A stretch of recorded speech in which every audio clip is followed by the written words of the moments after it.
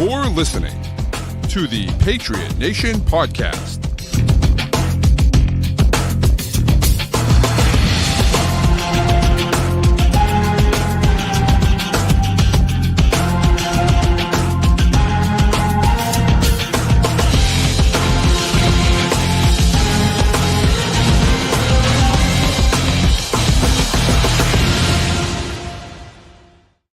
All right, welcome into another edition of the Patriot Nation Podcast. As always, your guy, Pat Lane, here with my man, Matt St. Jean. And Matt, lots of Patriots news the last few days. Of course, a new league year officially, which is exciting. And of course, we've, introduced a lot of the new signings. But one guy, unfortunately, leaving, David Andrews, looks like he's getting released. I'm not 100% sure what's happening. I'm not really super happy with the way they've handled it. I'm going to hope that it's a Julian Edelman situation, and that's all we're looking at right now. But I don't love it. I don't love what's going on over there. I saw something about him being released with a failed physical designation. Someone tagged me with that on Twitter, and I did not. That was like right before this. I didn't have a chance to investigate and see if that's accurate or not. I think those, like, when you watch David Andrews last year, he clearly was not the David Andrews we've known and loved for a long time. Yeah. And then he got injured. What this feels like to me is the team saying, hey, we don't think you have it anymore. And we would, we just want you to retire a Patriot. But if you want to go elsewhere, you can. Right. I will say, doing that at this stage in the process is weird. Usually, if that's what you're going to do, you do it a week ago so that the guy can get some visits ahead of free agency starting. So the timing is definitely strange. Odd. But that said, legend, captain, figurehead of this team for a while. They couldn't win a number of rings without him or transition into this new era without what he brought to the franchise. Well, yeah, I mean, it's really incredible, the run that he had. Obviously, starting out as an undrafted free agent and growing into the player that he's become and the leader that he was, certainly for the Patriots on the field and in the locker room too. And one of the reasons why I'm convinced that it's a retirement thing is simply because he's a great person in the locker room. And you're talking about, when Vrabel is sitting here talking about, trying to build a culture and trying to build players that do it the right way and play the right way. Feels like David Andrews is one of those guys you'd want to have around, even if he can't play. Even if he's a guy that you look at it and saying, man, I don't know. I'm not sure what the situation is. I'm not sure how well he's going to be able to play when he's out there. Maybe he can't play. But at the very least, you'd want to have him through training camp, at least to kind of see what's going on. To me, and especially the Robert Kraft statement, where he finishes the statement with, I'm looking forward to celebrating his career.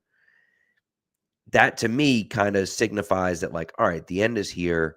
It's it's kind of a bookkeeping type of thing where, and again, I don't know the specifics behind it. I think if you retire under contract, you forfeit the money that's there. But if they release you, then you're owed that guaranteed money or whatever the case may be. And once you clear waivers, then you get it. I don't know, but at least that's what I think. I have no idea, but that's what I'm hoping is the case. Yeah, that could make sense. I will say, I think you can connect 2 dots here if you would like to.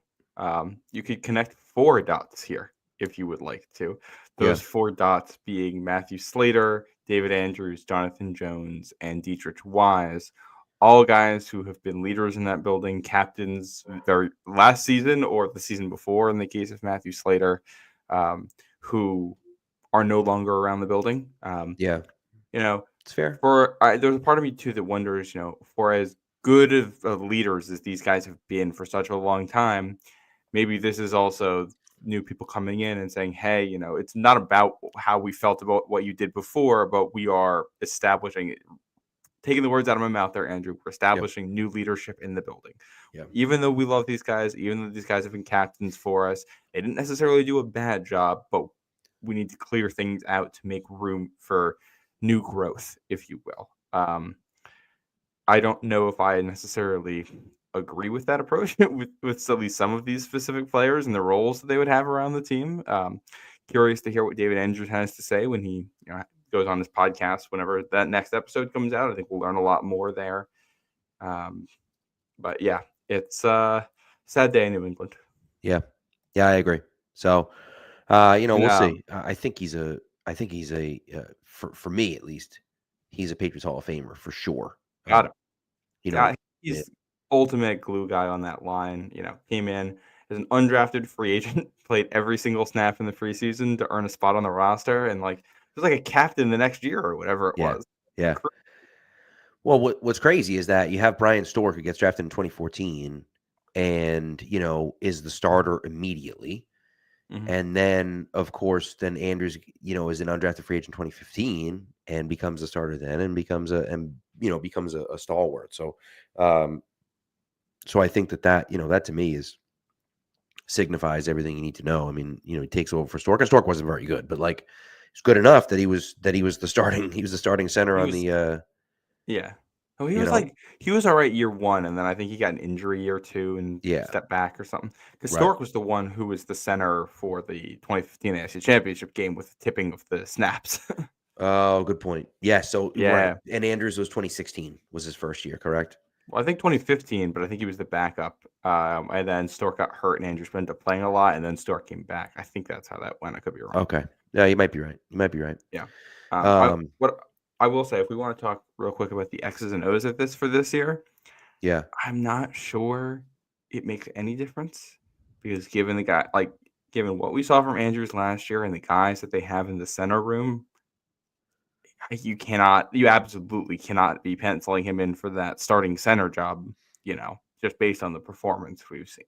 So you go from having 4 guys fighting for the center job to 3 guys now with it's going to be Strange, Ben Brown, and Jake Andrews, who I completely forgot is still around, I believe. Yeah, he is. So, this is I don't think you're going to see a significant impact in, performance from that group, and maybe they go out and add someone. Maybe it's a bad center class in this draft, so maybe they don't draft someone, but maybe you sign someone. Yeah, what's interesting about we'll talk about when we get to my mock. We'll talk about the draft class and what I almost did with one of my picks and didn't do. But you know what? I'm not sure where they're going to go, and that's really kind of the question is who's going to play center? And maybe it's Cole Strange, maybe it's Ben Brown. Maybe Ben Brown takes a step up this year. Maybe Jake Andrews can get healthy for the first time in his NFL career. And actually can play football. We don't know if that's true or not, but maybe he can. Total unknown still. Right. And so that's that's the thing is that I don't love it.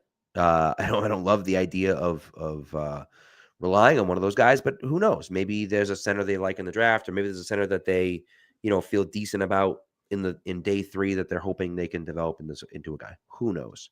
But we'll see. We'll see what happens. I don't love it, but unfortunately, unfortunately, there's nothing you can do about it. You can't, if David Andrews, if what I think is true is actually true, and the fact that David Andrews is probably going to retire, or like you said, was cut with a failed physical, then what are you going to do? And it just is what it is, and there's no way around that, unfortunately. Yeah. So it's a tough situation. This was going to happen at some point. And you listen to the way David Andrews talked about this injury last year. He wasn't sure if he was going to be able to come back this year. He said he was getting the surgery with the hope that maybe he could come back this season, or whatever the words were he said there. So there was definitely some uncertainty from him on if he'd be able to play this season. And tough loss from a leadership perspective, I think. But there's been intentionality with these free agents to bring in leaders. So it'll be different. I don't think you're going to have a vacuum in terms of leadership, though. I think guys are ready to step into that. And, I do think I would agree.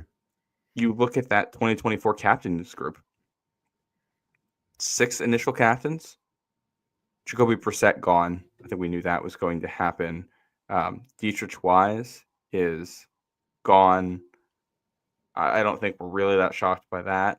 And now Andrews. So, what the captains left are Cardona, Peppers. Who's the third? Oh, Bentley. Bentley, yeah. Yeah. Who he may not be long for this world either. If the kid from the kid that just got cut from Tennessee, people are talking about them maybe picking him up too. I don't want to see Juwan Bentley gone, but there's a chance that that's the case. To me, I think Bentley might not be long for the team, but in like a 2026 way. I think Bentley's around this year, and then they part ways after this season because he's a good player. I think if you're a coach and you can't find a way to use him for your team, that concerns me. Yeah, I agree. By the way, my dad just texted me, so I looked it up. David Andrews started from week 1 in 2015 because Brian Stork was hurt, was put on IR. Stork came back and started the end of the season. I think Andrews started the first, I believe, the first 10 games of the season at center. And then Stork kind of jumped in like a guard because of some injuries and then ended up starting the end of the year at center. And then Andrews beat him out and was the full-time starter from 2016 on. Yeah, that sounds right. Yeah. So no, just a legend. Some discussion about the linebacker role in the chat right now. Some good stuff there. I will say, people are looking at Bentley. I do wonder if I think Tavai is close to being the odd man out for just this season. Yep. And we'll see. Right, reduced role. Yeah, I think Bentley sticks around still because I think Spillane is a good complementary piece to what Bentley does. I agree. And like if you had a Spillane, Bentley, and Tafai, Spillane, Bentley, and Mapu as your linebacker core potentially, I can see that working when you have 3 linebackers out there. I agree. By the way, Nelson just mentions that Patriots sign Will Hernandez or Mekhi Becton. Hernandez, I believe, is a little bit older. And Becton's going to get like paid. Well, I definitely wonder because we're in the second tier of free agency now, so I don't know how many of these guys are going to get paid. There might be some discounts to be had here. I'm curious to see how New England navigates this. I don't know. I mean, Will Freeze was signed yesterday for like a very, very big contract, I thought. I do think there will be big deals, but I think the guys who got the biggest deals signed immediately, and now the guys you're right who about are out there are going to get closer to their actual market, or closer to what you anticipate their value might be, and not the overpay that you're going to get in day one. I think they definitely have to go after a left guard, whether it's Becton, whether it's I still think Tevin Jenkins might be the guy there. I think you can get him at a little bit of a discount. I don't know if we're in on him, and I'm not sure that's the why. question, right? I don't know. Yeah. Well, and I think you look at big picture. Right side of your line, set it and forget it. From the center over, I think center, it's a 3-way battle between Cole Strange, Ben Brown, Jake Andrews right now. Left guard would probably be a 2-person, maybe 3-person battle, depending on where City So falls in this, between potentially So, Layden Robinson, and Cole Strange. Then left tackle right now is just very low. And, I think from my perspective, I want to see the team add a veteran who can start at one of those 3 spots before the draft. Then you can draft one of the other ones. And if you have one of those 3, that's going to be, if it's Vidarian Lowe starting at left tackle, but you've drafted a left guard high, use your 2nd or 3rd round pick on a left guard who you think can play right away, and you sign a center, I don't really care that much about the Vidarian Lowe thing. You can figure that out a year after. And same for some of the other spots there. I just want to get that down to one of those spots being uncertainty before the season starts. Yeah, I agree with you on that. And that makes a ton of sense to me. So we'll see. We'll see which direction they go in. There's a lot of things. There's a lot of things to be done still. And so we'll see. I think the wide receiver market is another one that's heating up as well. Cooper Kupp news, obviously, we're still waiting on. There was a report that maybe he'll make a decision tonight. Perhaps he will. Maybe that will happen while we're on the air tonight. Who knows? But, there's some question marks about whether the Patriots are going to, we're going to sign him and kind of see where it goes. And me personally, I'd be willing to give him a 2-year, $30 million deal for sure. Why not? $15 million a year, like for 2 years, it's nothing. And I think that For Cooper Cup. for Cooper Cup, and I wouldn't, I don't know how much he has left in the tank. I don't know. Clearly the Rams were done; they were all set, but I wouldn't necessarily let that detract me on a short-term deal. I'm not signing to like a 4-year deal or something like that. But Yeah, because I think first of all, I'm interested in Cup. If you sign him, I think it makes your team better. He's a good leader. I think he'd work well with May. I want him on the Patriots. That said, first of all, remember that any cap space they don't use this year, they can just roll over into the next offseason. right. They can keep using this into the future with more free agent classes or be in a position to get a T. Higgins or a Jamar Chase if something happens in Cincinnati, or an Ayuk with what's going on in San Francisco. You have the room to make one of those moves. He is going to be 32 this year. He was not the same player down the stretch at all. It was he averaged like 40 yards a game after the Pats game the rest of the season. Yeah. He's had a lot of injuries in his career. The Rams were willing to eat money to move on from him. So you should listen to those signals. Those signals are telling you something. They're telling you that you might bring him into camp, and on day 2, you realize he just doesn't have it anymore. Yep. And you should act accordingly when signing a contract. This team has a lot of money. It is not endless. And I think I'd go up to 15 for him. I think you want to structure a deal in a way to protect yourself here, because what you don't want is a spot where you're paying even $5 million next season towards Cooper Kupp and dead money, and you cut him and he doesn't give you anything this year. And that's going to get in the way of doing things you want to end up doing. So, you want to proceed with some caution with it, but he's a good player. He hasn't played a full season in 3 years. His production has really declined. Yeah. There's a That's lot of warning signs here. Yeah, that's the real question. And I think, I'm not getting in a bit, and I think you tweeted this out. I'm not getting in a bidding war over him, No. right? I'm not doing that. But if he wants to come here and he's willing to come here and you can get him for something that you think makes sense, I got no problem with that, right? And I think you gotta do something. And it's not gonna be, I don't know, it's not gonna be, you're not gonna trade for T. Higgins. You could, maybe you could. I don't know. Cincinnati, I don't know what Cincinnati's gonna do. They're a complete disaster over there. It makes absolutely no sense to me what they're doing. So I assumed when Cincinnati came out and tagged T. Higgins, that was because they were very close to a deal and they were going to finalize the deal before free agency happened. And when it didn't happen, I don't understand it. Because now they backed themselves into a corner with both he and Jamar Chase.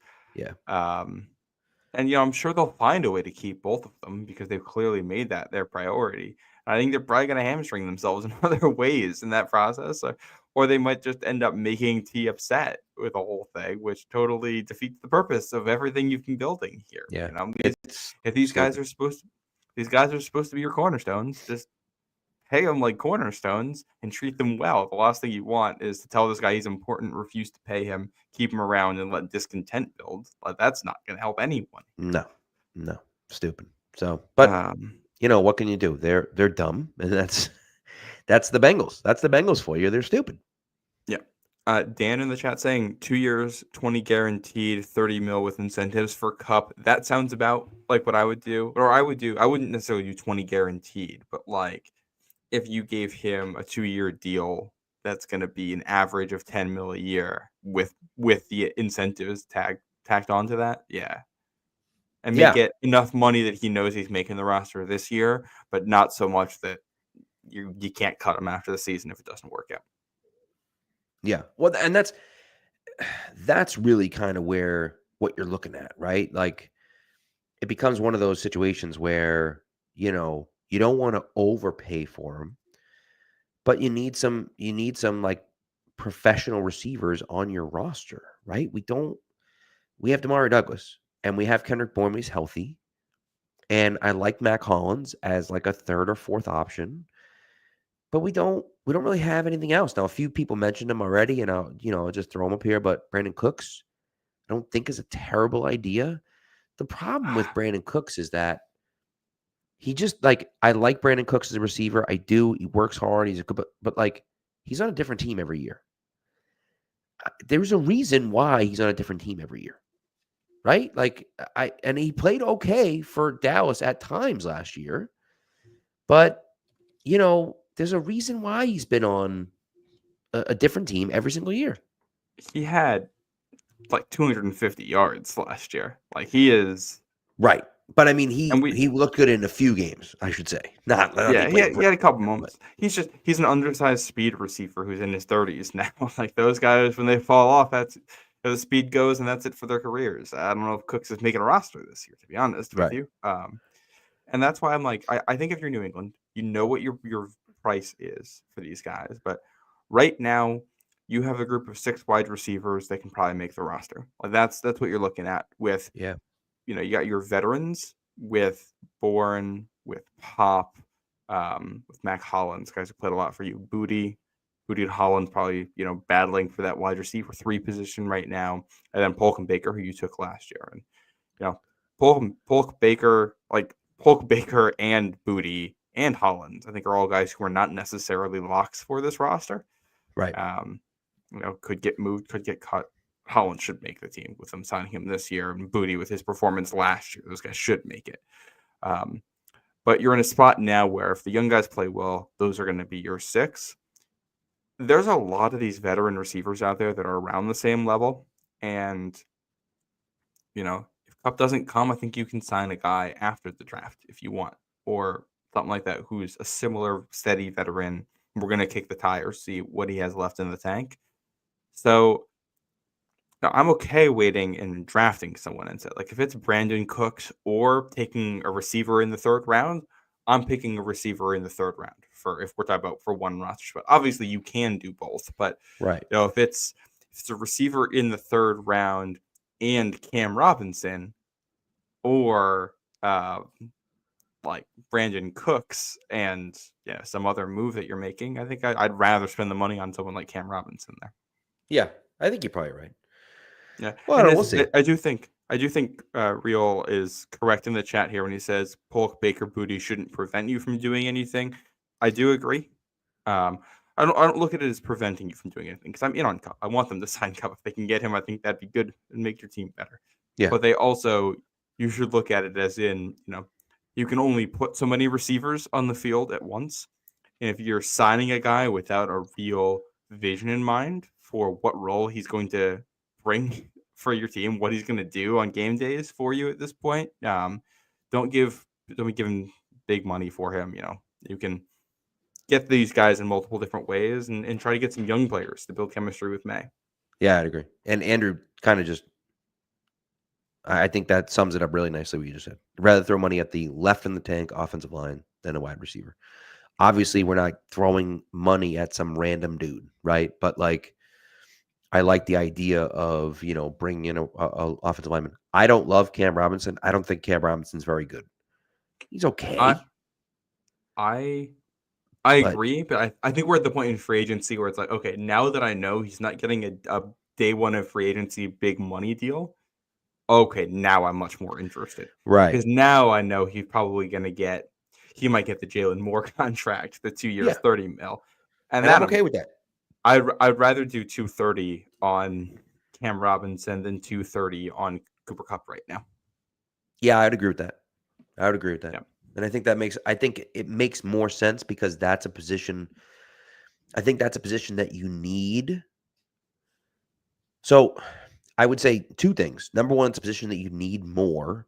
And number 2, that he's going to do a better job filling the position that you need than Cooper Kupp is, right? I agree that we desperately need a number 1 wide receiver.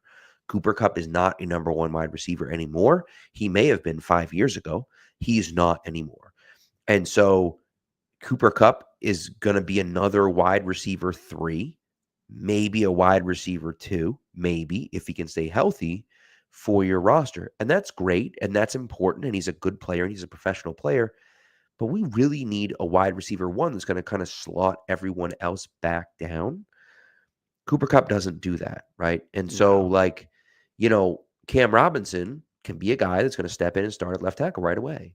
And, is he going to be the best left tackle in the game? No. But he's going to be a mediocre starting left tackle, and that's okay. That's an upgrade over what you got from Vidarian Lowe last year. Now, the question is, can Vidarian Lowe improve from last year to this year? Well, we don't know the answer to that question, right? We don't know if he can. Maybe he can. Maybe what you get from Vidarian Lowe this year will be better than what you get from Cam Robinson this year, but there's no way to know that, right? And so I think I'm willing to pay Robinson to see what we get. And then if he stinks, well, you have Vidarian Lowe to back him up, and you hope that Lowe made some improvements this year, and you can kind of go from there. But at least you have a plan in place, as opposed to, we're rolling Vidarian Lowe day one, Yeah. Well, and then you can say, going into the draft, we have a guy who we are anticipating fully is going to be our day one starter, our week one starter at left tackle. We have our right tackle, and we have our right guard. We have these three positions set with guys who have been starters in the NFL, quality starters at least one point in their career in the NFL. And then it's, okay, we're going to draft a left guard and have him compete with Layden Robinson for a job.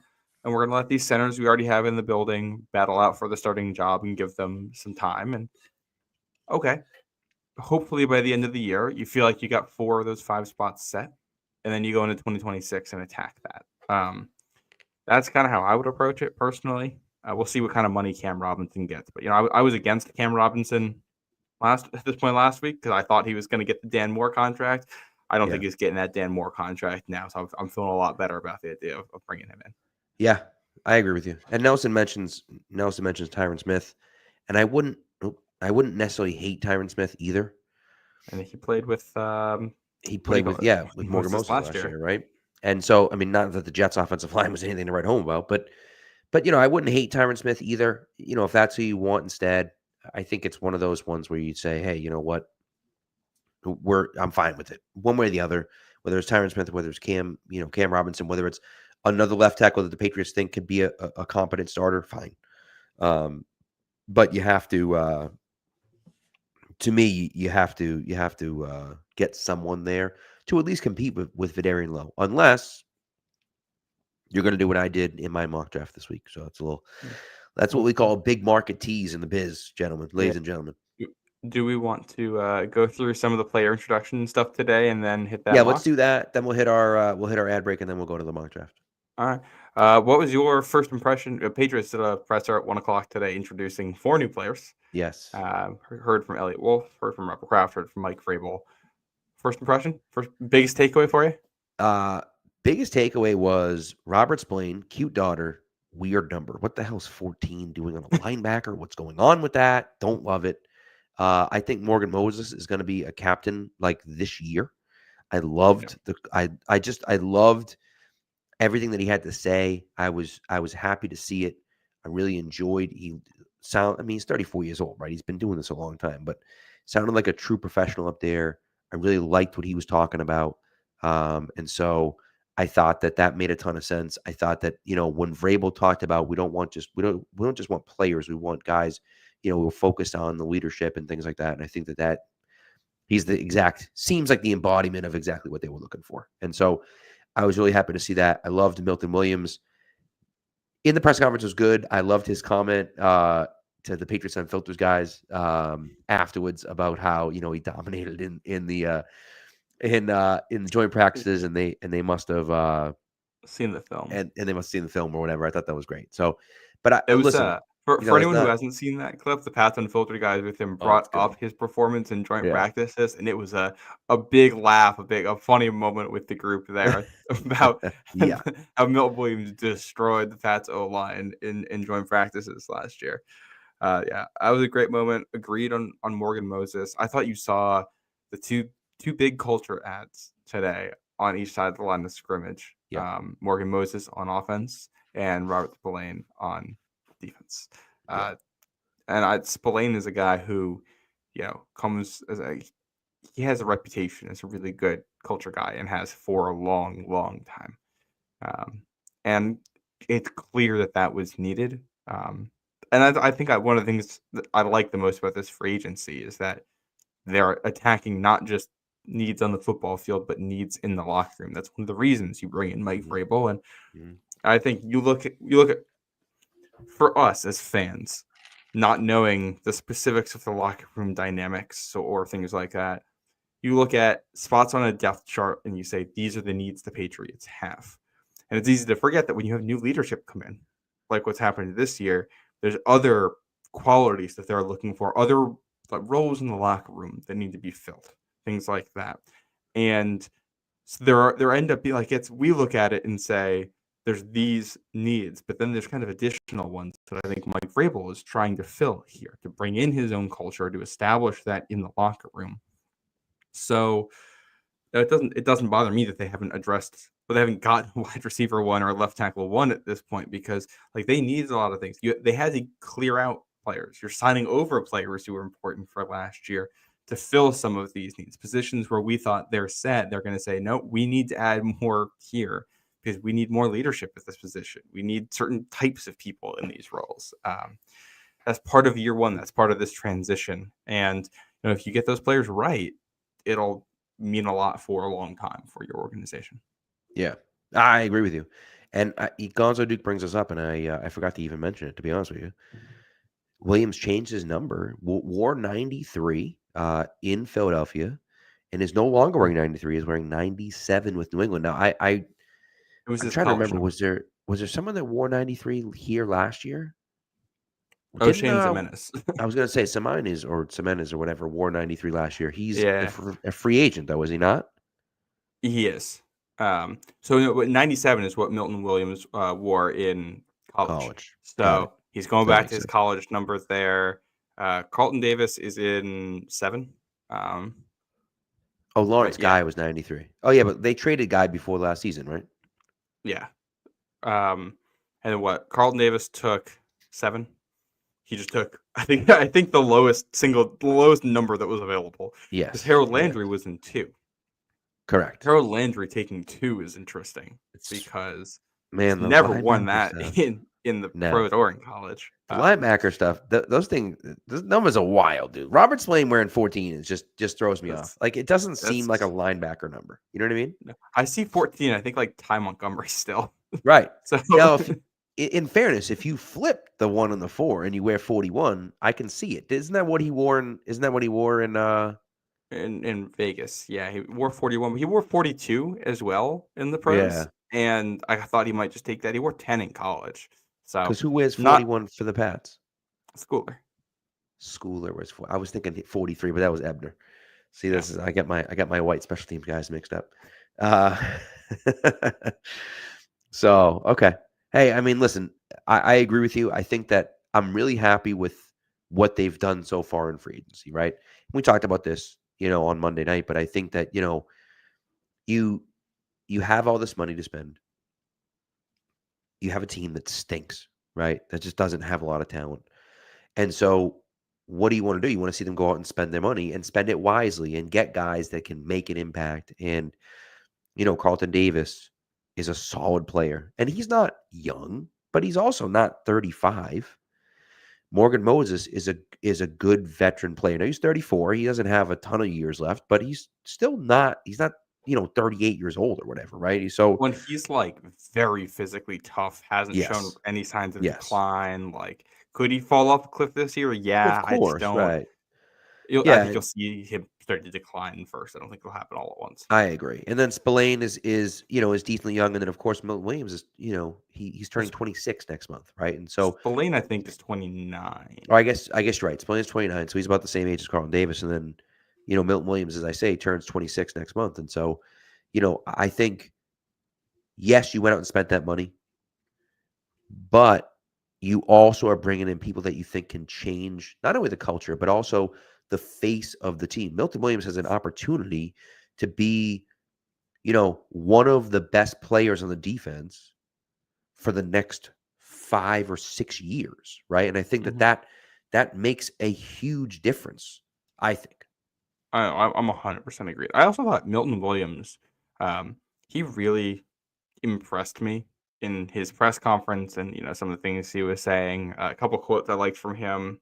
I said, quote, I thrive on people telling me I can't do something, so bring it on. This is in reference to him, seeing in a larger role in New England. The more you're out there, the more opportunity you have making plays. I pride myself in being productive. And he also said that one of his favorite phrases is hard work will never betray you. Um, he's not necessarily going to be asked to be one of your culture leaders from day one here as a younger player. But when you're paying a guy that much money, you want to see him backing it up with that stuff. It seems like he really learned and grew and developed a lot in Philly, not just as a football player, but as a professional. And bringing that into the building should be fantastic, for the other guys on the defensive line. And, Yeah. you spend that much money on a player, it's really good to see him kind of immediately buying in like that, especially the way it went down. You could see a world where it's like, yeah, I just waited for the highest bid and, kept playing the Patriots and the Panthers until someone gave me more money and then just went there and I'm good. And that's Right. just clearly not the mentality he has. And listen, maybe, so here's the thing, right? Ultimately, maybe that's like, you can say, hey, look, this is a press conference, right? Like, of course he's going to say all the right things and so on and so forth. And that's, there's a possibility that that's true. I also think that he's blowing an awful lot of smoke if he really does. He doesn't have to go that far to talk about it like that, if he really doesn't care about where he's playing and so on and so forth. And so I do think that it's a good sign that he feels that way. So yeah. Well, and even if he is blowing smoke, it means he's well media trained, which means like he's a good professional. He's put effort into this stuff, which is what you want to see.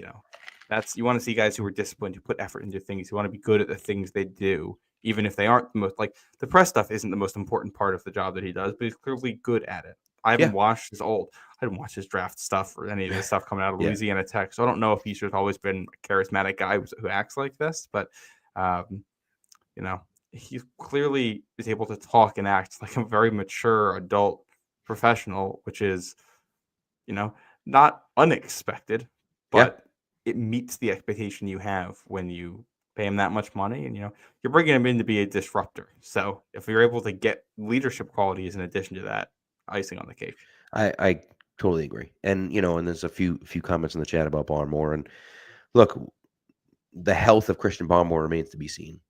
But we talked about this on Monday, and we'll continue to talk about it all off season and all the regular season.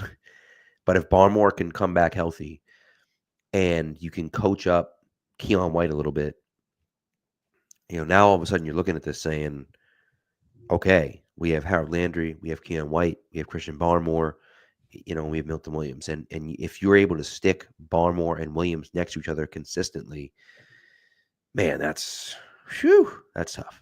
So, anyways, so I like it. Now, they didn't introduce the guys that they didn't introduce today. Mac Hollins, Chasen, of course, is a guy that that they just signed today. So obviously they weren't going to introduce him today, clearly. And then there was, well, I guess they wouldn't be introducing Austin Hooper. Who else was it? Who did they miss? I think they might actually be introduced. Austin Hooper might be there tomorrow. I think they said something like that. Okay, so maybe they will. Maybe it was Jalen Hawkins, Austin Hooper. The guy's going by on the ticker right now. Kyrie. Oh yeah, right. Tonga, the defensive tackle. Josh Dobbs. Right, Josh Dobbs. Yeah, and Mac Hollins. And so, we'll see Josh Dobbs. I mean, whatever. Tonga and Dobbs are kind of like, okay, whatever. We'll see what happens. Mac Hollins, I think, and people have been talking about Hollins in the chat. It's been a little crazy. I don't know if he's going to go for 1,000 yards this year, but I do think that Mac Hollins, and we talked about this, gives them a level of competency, in the room. And I think that, again, another locker room guy that, kind of thrives on building culture in the locker room. And I think that's exactly the type of guys that you want to have in there. And especially with a position group that had some immature guys in it, I think it's really important, to get a professional like that in the building. And him and Kendrick Bourne both being good personalities and hard workers, I think certainly helps. Hollins raises the floor for you. He is a quality wide receiver 3 in the NFL. I don't know if you're going to win a Super Bowl with him as your wide receiver 3, but we're not winning a Super Bowl this year. We are building a culture here. We are building for the future. And Hollins is a guy who you want to be the wide receiver you want to see him be the wide receiver 4 this year. You want to see somebody step up and take that job from him, where he can just be a rotational guy who's going to play 15, 20 snaps a game for you. Right. But he's useful, doesn't drop the ball, he makes contested catches, he blocks, he's fast enough to make plays down the field. He's a depth receiver, but he can make plays in that. There's no uncertainty there, and he has a specific skill set that can be used. If things don't go well with young receivers, you can just pencil him in as the X, have him run those routes. He's not going to be like great at it or anything, but he can run the route and run the offense well enough that, Kendrick Bourne can be the flanker and Pop can play in the slot and your offense can function that way. Yeah. It's a good point. So, all right. So we'll see what happens. Let's get into our ad break, and then we'll get into the mock draft. Chasen, I don't know if we want to even touch on Chasen. I just think, he's another edge rusher. We'll see what happens, but I don't know if we need to even get in on. I'll touch on it very quickly. He and I think Jalen Hawkins. I can just do like a sentence on each. Chasen, first round pick, speed rusher, was really, really, really bad in the NFL for a long time. He played against the Patriots, I think, last year in the preseason, and was not noticeable in the game. And then he came on really strong at the end of the year for the Raiders when he ended up there. He had 4 sacks in the last 6 games, something like that. So seemed to find something. So stylistically, he's the type of edge rusher that Mike Vrabel looks for. Bring him in, see if he's able to win a job before you come out of camp as a third down specialist, and maybe turn it into something. And Jalen Hawkins was a useful player for you last year, maybe the best safety in the room if we're counting ability or availability in this. Nothing special, but he can cover, he can tackle, he can play in a bunch of different spots, he can play special teams. Nothing exceptional, but super solid third or fourth safety to have on the roster. Yeah. Yep. I think that's a good point on both those guys. So, all right, let's get into we'll get into our ad break, and then we'll come back. Our ad break, of course, is for Prize Picks. Prize Picks is the best place to get real money sports action. With over 10 million members and billions of dollars in award winnings, Prize Picks has made daily fantasy sports accessible to all. You just pick more or less on at least 2 players for a shot to win up to 1,000 times your cash. Run your game, all season long on Prize Picks. Now, as you know, I've been using Prize Picks all year. I'm not very good at it, but I do enjoy it. It is fun. Even when you're not hitting your lineups, it is still fun. All right. It is the best way to get on the action in sports for more than 30 states, including California, Texas, Georgia, and of course, Massachusetts. The app's really easy to use. To create a lineup, all you have to do is pick more or less on a few players for a shot to win up to 1,000 times your money. Again, you're just picking stats, whether it's points or rebounds or assists, or sometimes it's points, rebounds, and assists combined. You can do all sorts of things. And one of the things I love about Prize Picks is that you can mix and match sports. So you can choose a guy from hockey and basketball, or even esports, kind of all together. College basketball right now too. So that's it gives you something extra to watch. March Madness going on, but it gives you a little extra thing to watch during March Madness. So what are you gonna do? Download the app Prize Picks, put in the promo code CLNS, and when you play your first $5 lineup, you're gonna get $50 instantly. You don't have to win that lineup; you just have to play it. So again, download the app Prize Picks, put in the promo code CLNS, and you're gonna get $50 instantly when you play your first $5 lineup. Prize Picks, run your game. All right, so let's get into my mock draft here.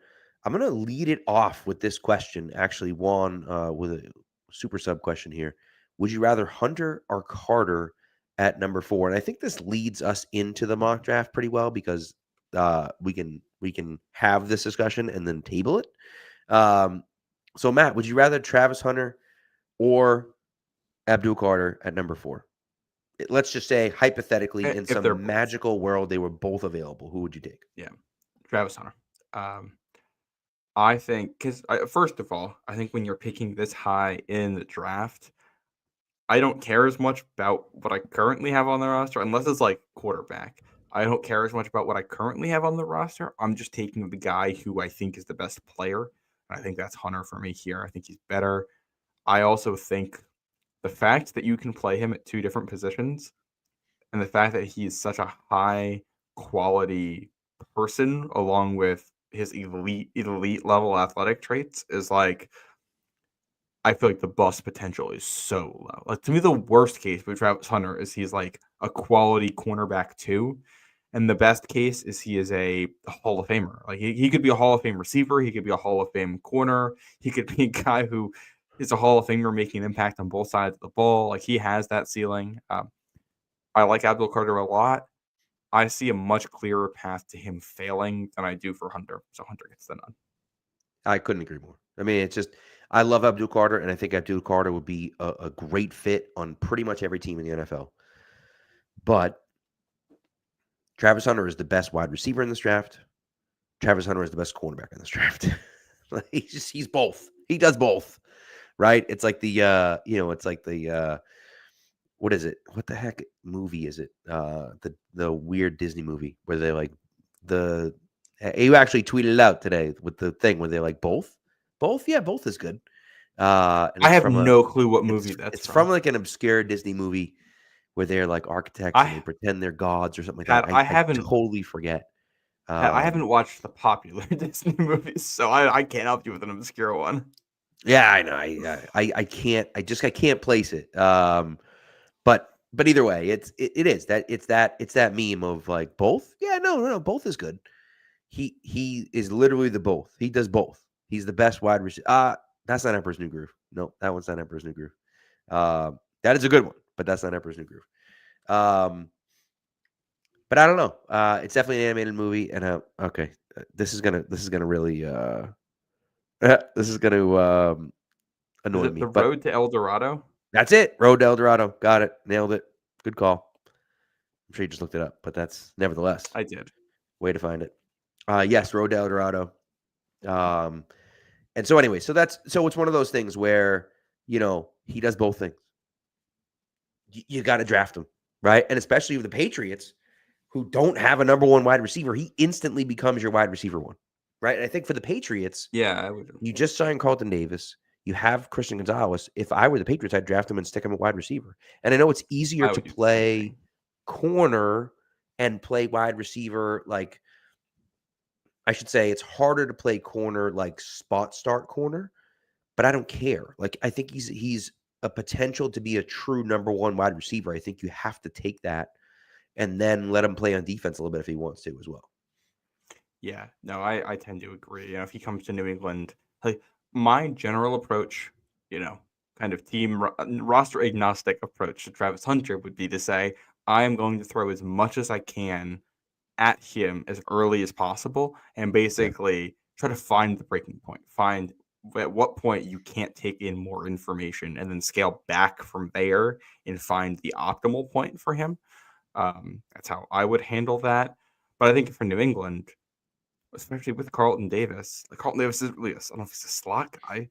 You have two outside corners already, and I'm not putting Hunter in the slot. So I would just play him at receiver, and I would give him the opportunity to practice with the defense occasionally to keep the skill sharp so that if you want to keep that path open in the future, you can. But yeah, the fact that he's already so good as a receiver, like, I think he's the best receiver prospect in this draft already. And that's not practicing that position full time. Like, imagine how good he could be working on that technique full time. Yeah, I mean, that's the thing. It's so anyway. So that's my thought.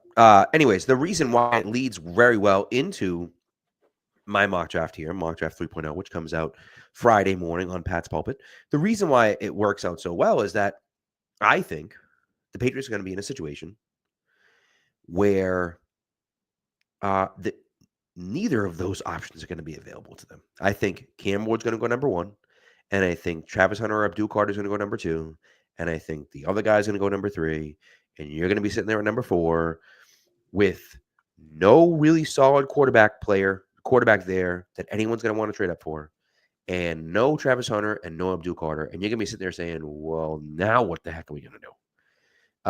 And so for me, I think what they're going to do is they're going to draft Will Campbell. The things that you hear about Will Campbell, and here's what I'll tell you, right? I think that Phil Perry did a really nice job. Phil Perry sat down with don't know if you got a chance to read his article with Scarnecchia, but he got a chance to sit down with Scarnecchia, and I breezed through it because I've been meaning to get to it. I've been super busy. I've been sick. Haven't really gotten to it, but I did kind of skim it and go through it quickly, and I want to really kind of do a real deep dive into it. But essentially, he's okay with short arms. He's okay with shorter arms. Now, I know the wingspan is a problem as well. I get that, right? But and I know he's an outlier. Here's my thing. Here's my real thing with the Patriots. Will Campbell's lower half, his bottom half, is like elite level. His contact balance, right? His balance, like through the play, and his footwork are incredible. Just incredible. I've heard offensive line, and it's a little bit of an exaggeration, but I've heard a few offensive line people that I trust say like he has Hall of Fame feet, which is saying a lot, right? Now, all I'm saying is that there's a chance that he can overcome the arm length with the feet, right? Now, is that a bet that I want to make at number 4? I don't know. I don't know how good I feel about it, but I think that the Patriots still do believe, right? Still do believe that he is a tackle. And if that's the case, then I think that they take him at number 4, especially if they're not happy with their left tackle situation, which I can't imagine they're going to be super happy with their left tackle situation, even if they bring in Cam Robinson. I don't think they're going to look at it and say, "Oh, we have our answer at left tackle." And so I think that they think that he could be that guy, and if they do, they take him at number 4.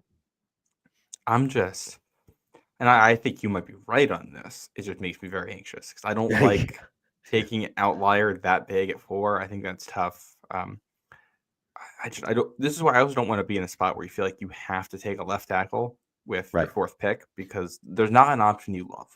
The two options here are basically you're choosing between a guy who we've never seen someone with this athletic profile succeed as a left tackle in the NFL, and Will Campbell, despite the fact that he has very good tape, or someone like Armand Membu, who is a right tackle. You're betting on switching him to left tackle, which number 5 overall pick last year, Joe Alt, switched from left to right this year, and there's not an issue with that.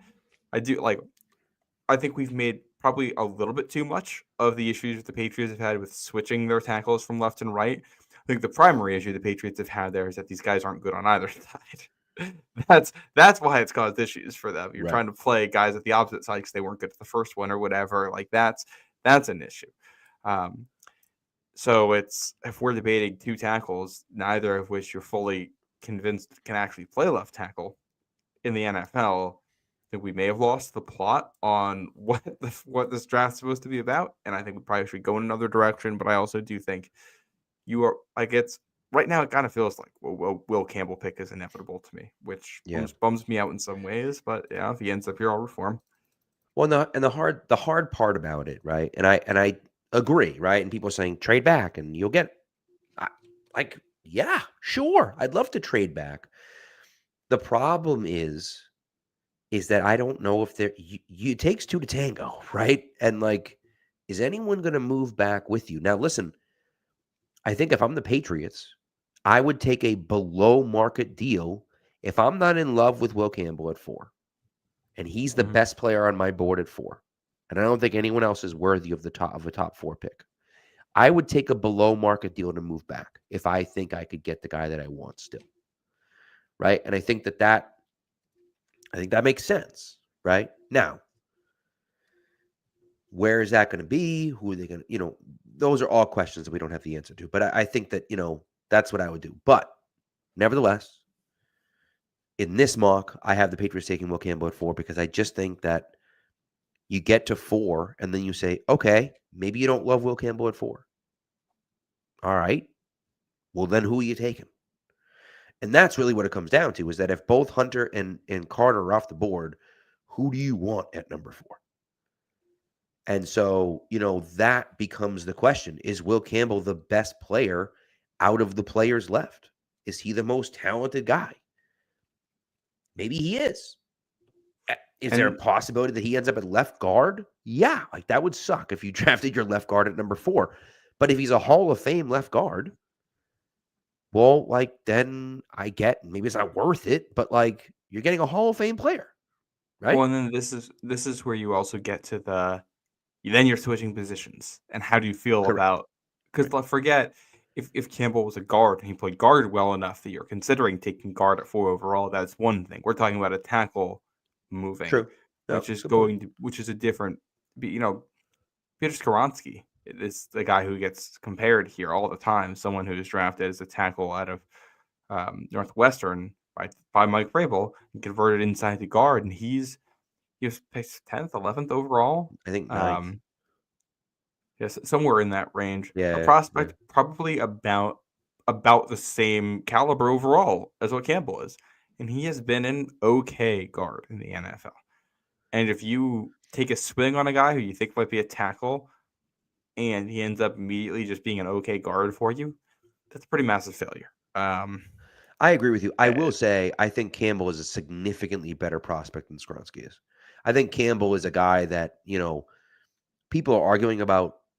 They're saying, well, yeah, his arm length is small, but like he's that good of a player that, his athletic, the athletic traits and stuff like that, I think were there for Skoronski, but it's more the tape from Campbell is so good and so impressive that I think that, I think that's where, people like it so much. And again, I don't know. That at least is my opinion on it. I brought up Lance Zierlein because I was curious, just because he uses the same grading system for everything. It's easy to find.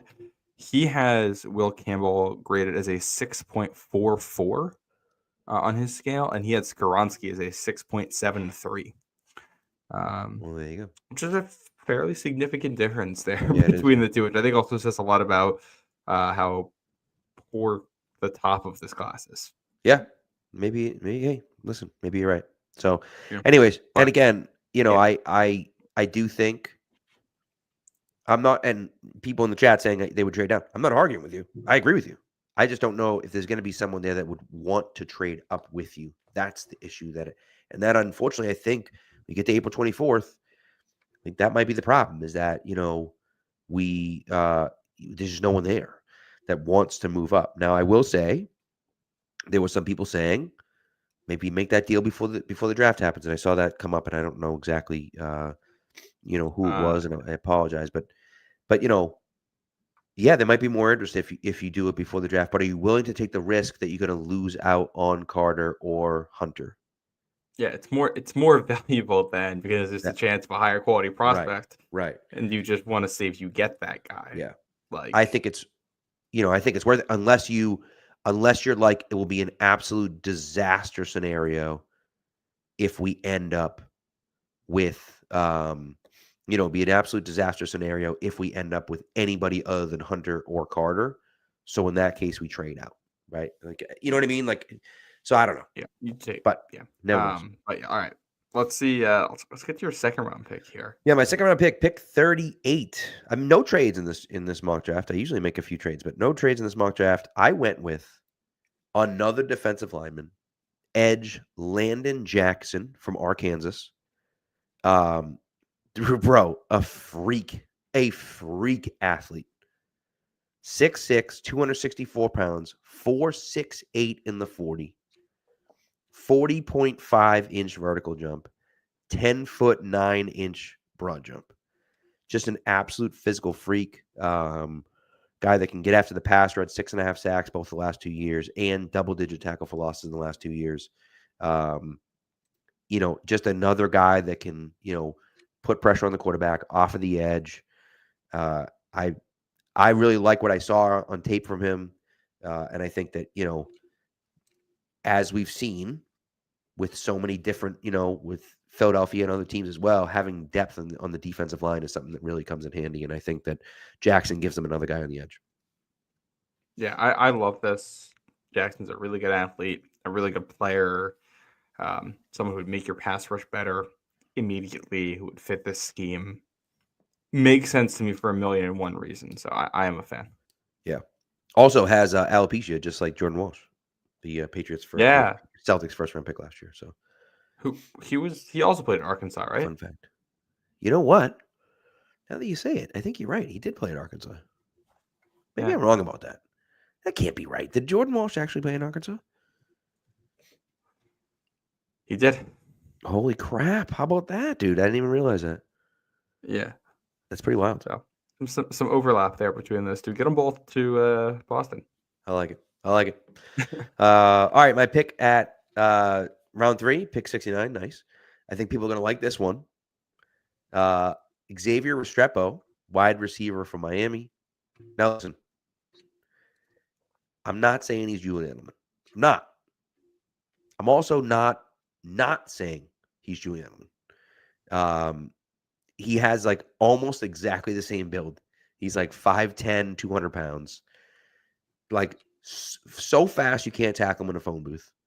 Quickness, right? Isn't Long's fast, but has that like short area quickness. He's thick. Like trunk down. He's thick as heck. And he's not a great blocker, but he's a pretty good blocker and he's a really good route runner. And so, lot to like about Restrepo. Of course, doesn't give you the outside receiver that you want necessarily, but I'm a big fan of Restrepo.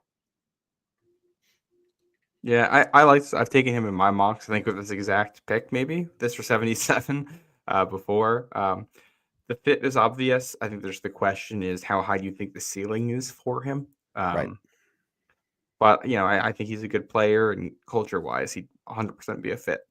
Yeah, and that's really what I think at this point in the draft, you're obviously looking for that, but I think you're also looking for culture and as well. So, all right.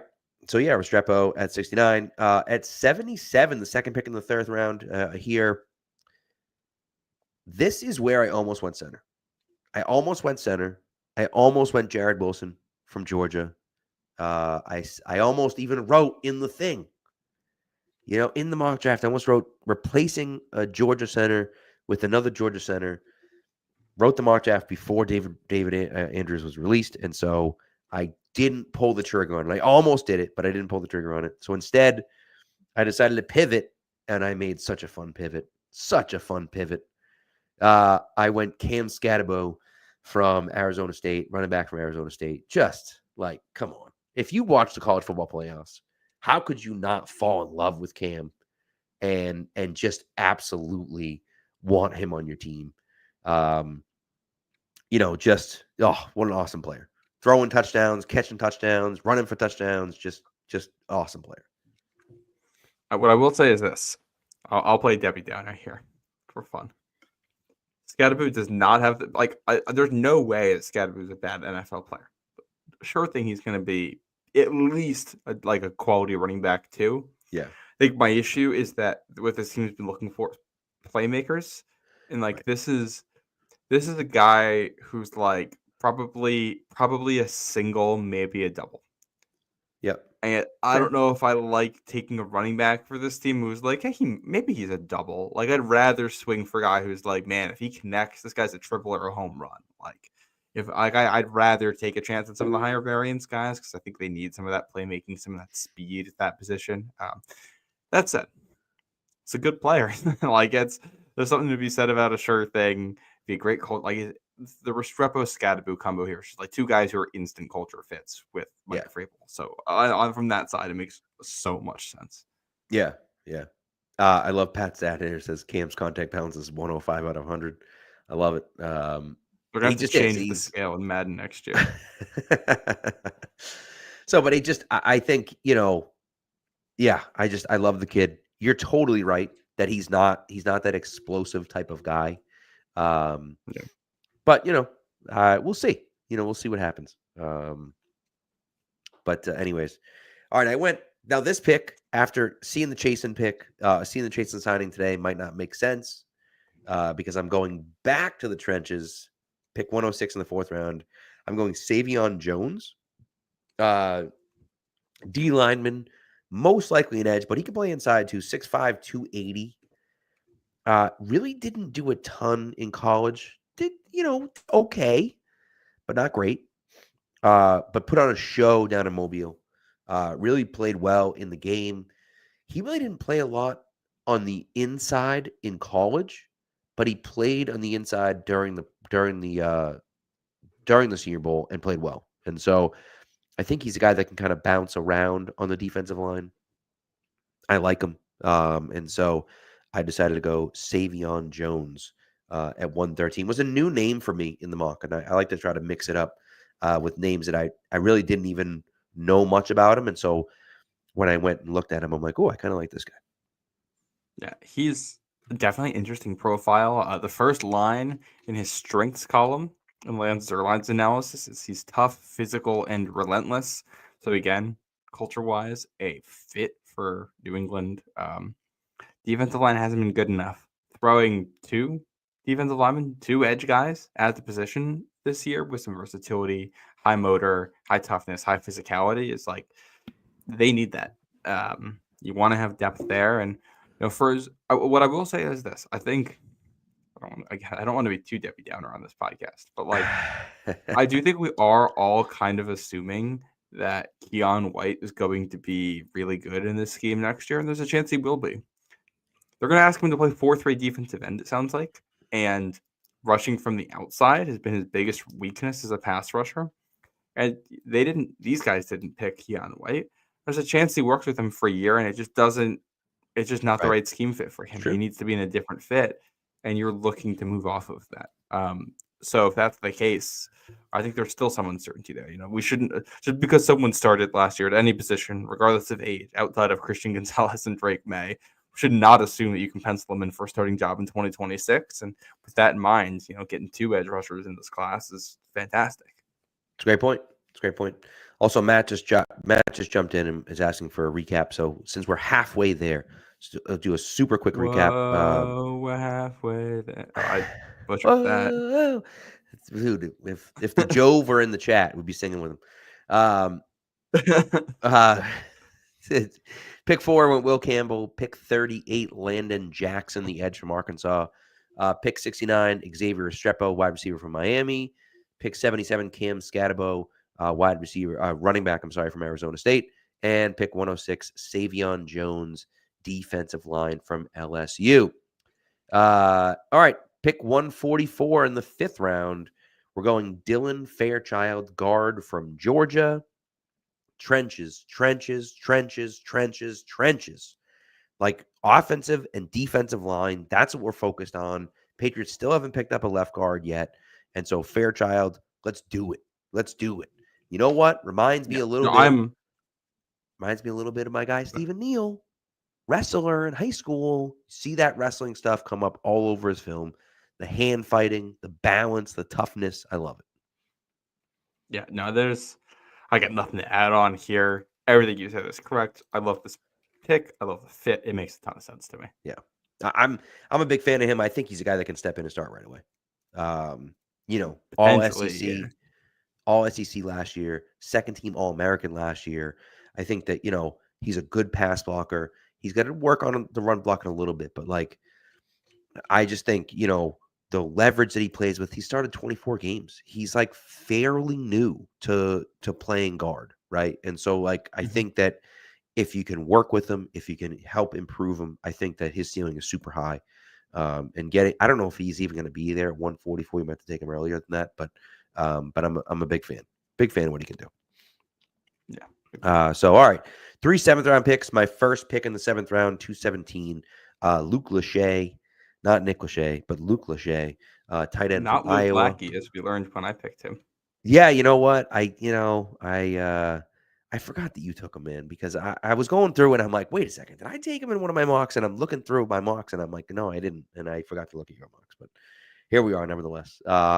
We talked about it a little bit on yours, but developmental guy. He's a tight end from Iowa. Do I need to say anything else? He's a tight end from Iowa. What the hell? I mean, take a shot. In the 7th round, why not? And so that's kind of what I like about him, is the fact he's a tight end from Iowa. He's got decent measurables. What the hell, Yeah. I have made this pick previously, so I'm in. Yep. And then this is another guy that you like, although we haven't taken him yet in a mock. Pick 220, Jabbar Muhammad, cornerback from Mhm. Oregon. And here's what I'll tell you about Jabbar Muhammad, right? And I'll just my first 2 sentences of the mock draft. On paper, Muhammad shouldn't even be a consideration for anyone at corner. He has an incredibly small frame and short arms and isn't a great athlete. Because he isn't. None of those things are good. If you look at him on paper, you're like, this guy stinks. And then you watch him play, and you're like, wait, what? Who is this guy? Are you sure it's the same guy? He shows up all over the film. He's physical. He's like a really sticky cover corner. It's unbelievable that the guy that is like 5'10" with short arms plays the way that this guy plays. And so, I love having a feisty type of guy like that beats the odds in this situation. And especially in the 7th round, like, sign me the hell up for that. Yeah, no, we are both big fans of his game. Yeah. I mean, I did say that Cam Skedu might not be a big play guy, and then I opened Twitter and I just saw a clip of him with a huge play in the I forget which bowl, a Cotton Bowl. Big 12 championship, excuse me. So So I'm gonna walk that back a tiny bit. The catch, his contact balance makes him really, really able to create some big plays. He's just not. He doesn't take the top off of. right. He's not gonna convert 80-yard touchdown runs. Right. And that's, I agree with you. You know what I mean? That's one of those things. I'll tell you, the thing about Muhammad, and what's so funny about Jabbar, and I like to use one of the sites that I like to use is for God's sakes, NFL Draft Buzz. And what I like about NFL Draft Buzz is that you can get a pretty clear image of the guy, like all the measurables, right? So there's like green, which is good, blue, which is like elite, yellow is like not great, orange is like not very good, and then red is like really bad. And when you go to Muhammad, man, I'm telling you, you go to Muhammad, and I was just like, I knew he was small, right? I knew he was smaller, and I was like, all right, whatever. But then you go to his thing, and it's like the height is red, the weight is red, the arm is like super red, the vertical is like totally red, the hands are orange, the span is like dark orange, 40's orange, shuttle's orange, 3-cone and bench are both dark orange. And it's like, this guy has nothing going for him at all. And then you put the film on, and you're like, where the hell did that guy go? You're talking about 5'9", 182 with sub 29-inch arms, with a 71-inch wingspan and a 30-inch vertical. A 30-inch vertical, for God's sakes. It's completely insane. But then you watch the film, and you're like, that's not even the same guy. There's no way that guy is this guy. And so maybe that doesn't translate in the NFL, and that's why he's probably going to be a 7th-round pick. But, like, I love guys like that. The fact that guy can beat the odds and play as well as he plays with the the paper numbers that he has is crazy. Yeah. So, no, agreed. I don't even know. I didn't even look up his RAS. I can't even imagine what it is. So, anyways, all right, last pick 238, and this guy, I'm a little bit in love with this guy. I just found him, and I'm a little bit in love with him. I'm not a college football watcher, so anyone that's a college football watcher will know who this guy is, and will probably shame me for not knowing who he was. But Dante Thornton, wide receiver from Tennessee, 6'5", runs a 4.3 40. No big deal. Okay. He led Tennessee in receiving yards and receiving touchdowns last year, which is like, oh, wow, that's cool. Yeah, he led them in receiving yards and receiving touchdowns. That's great.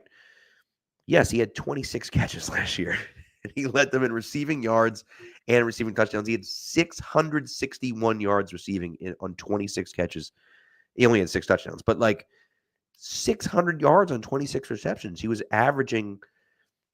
It's ridiculous. The average that he put up last year, and so his per reception average was like, I think 1 point lower. I think his per reception average was 25, and he caught 26 passes. So like he almost had a higher average reception than he did total receptions. That's crazy. which is insane, right? He doesn't. He can run like 2 routes, right? He's non-polished. He doesn't know what the hell he's doing out there. He's not young. He's like 25 or whatever. But like, man, he's fast as hell, and he could just get behind the defense. And if he could do one thing really well, if you're drafting in the 4th round, in the 7th round, what the hell? He had 6 catches of 50+ yards last year. I mean, like, Yeah. why not? For a Sign him the 7th hell rounder, up and see hell what yeah. happens.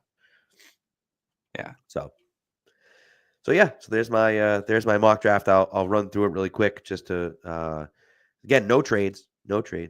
First round, number 4, Will Campbell, tackle out of LSU. Second round, 38, Landon Jackson, edge from Arkansas. Third round, number 69, nice, Xavier Restrepo, wide receiver from Miami. Third round, pick 77, Cam Scatabo, running back out of Arizona State, did that again. 4th round, 106, Savion Jones, defensive lineman from LSU. 5th round, 144, Dylan Fairchild, guard from Georgia. 7th round, 217, Luke Lachey, tight end from Iowa. 7th round, 220, Jabbar Muhammad, cornerback from Oregon. And 7th round, 238, Dante Thornton, wide receiver from Tennessee.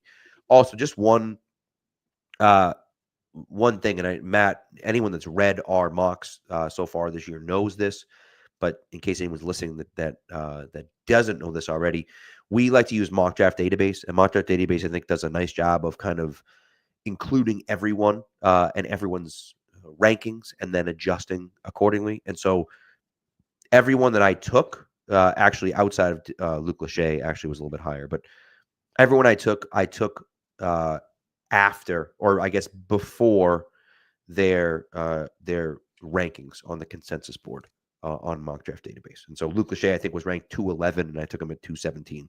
Outside of that, everyone else I took before their number, just so that I'm not taking guys that are, I'm not taking a guy at 69 that's ranked 52. It just doesn't make any sense to do that. So, and obviously those can change. Here's the people thing. have different opinions on them, but that's the way I feel about it. I will say, the odds are that somebody who's ranked in the 50s will probably be available on the board at pick 69. Yep. But no way of knowing which one it will be. Exactly. And a lot of the time when that happens, the guy also, falling for a reason and isn't necessarily as good. Right. May have been inflated in the rankings. So, yeah, no, it's a good resource that we use. Yeah. And I will say we use this, and then I think when we get to our final mocks, we get really close to the draft. Arif Hassan does a full consensus board, which I think is the gold standard for it. So once that comes out, that's the one we'll use. And on draft night, if you're curious, that's the one I would use. Yeah, I agree with you on that, because he does it through. He really just does all the big ones. I'll tell you one really cool thing about Mock Draft Database. He does hundreds. That's true. Mock drafts. Yes, I shouldn't say. Yeah, I shouldn't say just the big ones. That's not fair for me to say, but you're right. He does a ton of work on that. I will say Mock Draft Database is pretty cool. Like, they have my mocks on there. I'm sure they have your mocks on there, Matt. If you look it up, it's pretty cool that they have like the mocks all kind of listed out. And I will say, my buddy was saying that he was on MSN.com the other day, saw our write-up, I think on I don't even know who it was. I've seen it on it, gets put on MSN. Yeah, which was kind of cool. And then my other buddy said, the guy at work was like, he's like, I'm sure you get this all the time, but he must be used to it by now. But he's like, I just wanted to see what people thought about Milton Williams. So he was like, Milton Williams, great. And he clicked on it, and he's like, the first article was the Pat's Bubble article. And he's like, there's Pat Lane's name. And he's like, oh my God, I can't believe it. And I'm like, dude, I'll never get used to that. I still think it's the coolest thing ever. So it's pretty cool. I had one moment where I was talking to my grandfather on the phone. He was like, yeah, I saw your mock draft. I think it was the last thing. He was like, I saw your mock draft the other day. It popped up on my feed. That's pretty cool. When stuff like that happens, it's pretty awesome. The greatest, I will say, people that have been riding with me for a long time know this, but way back in the day, this is back, oh my God, I don't even remember, back 2019 maybe. I had written an article about Jimmy G and the trade pieces that they got from Jimmy G and what had happened to them, because Belichick had traded a bunch of pieces off. And so he got the 2nd round pick, but then he traded that 2nd round pick for a 2nd and a 4th, and he traded that 4th round pick for 2 other picks, and then all these different things, right? And so it was leading into, I think it was the year they drafted Stidham. Anyways, it was, it was kind of leading into, and the article was basically like, look at all the pieces that they've gotten from the Jimmy G trade. This is kind of where it's come from. And I wasn't necessarily saying like, oh my God, what a great trade. I was just saying these are the pieces. Well, then Michael Hurley read it, wrote an article on Sports Hub at the time, said my name, linked my article.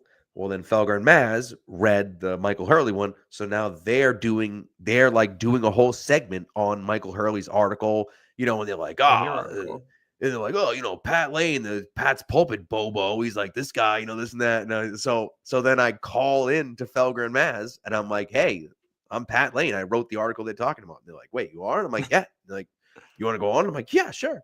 And like they literally put me on, and then like on the TV it says like Pat Lane, like Pat's pulpit, like writer Pat's pulpit. It's like, what the hell, dude? That was like the coolest thing that's ever happened, and that was like years ago. But that was like the coolest thing ever. So hasn't happened again since, but that was pretty cool. So yeah. So anyways, so there's that. So anyways, but yeah, it never gets old seeing our names out there when they come up on a search engine or something like that. You know what I mean? Yeah, it's pretty cool. So, but anyways, but that's it. That's what we got for you, I think. So, I think that's all, and then we'll be back.